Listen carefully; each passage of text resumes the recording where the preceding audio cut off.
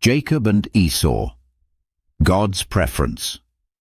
Explain the story of Jacob and Esau, Genesis 25 to 27, often raises a difficult question. Why did God prefer Jacob over Esau? At first glance, Esau seems stronger and more straightforward, while Jacob appears deceptive. Yet God's choice reveals an important spiritual principle that goes beyond human appearances. Before the twins were born, God told Rebekah, "Two nations are in your womb, and the older shall serve the younger."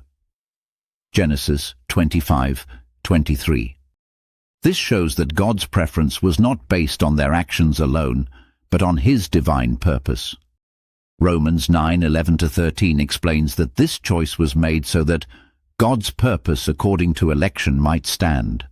God sees the end from the beginning. Esau despised his birthright. In Genesis 25:34, he traded it for a simple meal. This birthright represented spiritual leadership and God's covenant blessings.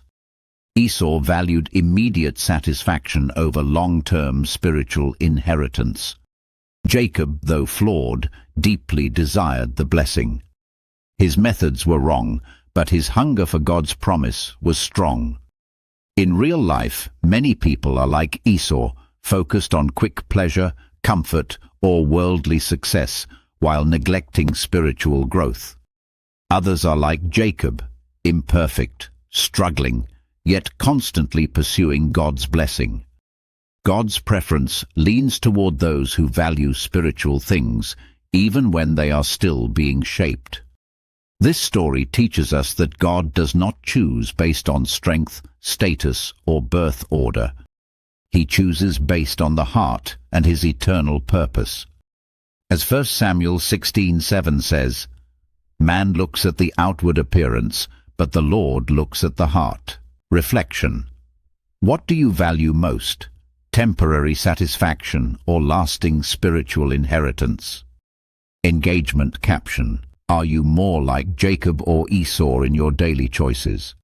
Share your thoughts in the comments. Follow this page for simple, deep Bible insights that connect God's Word to everyday life.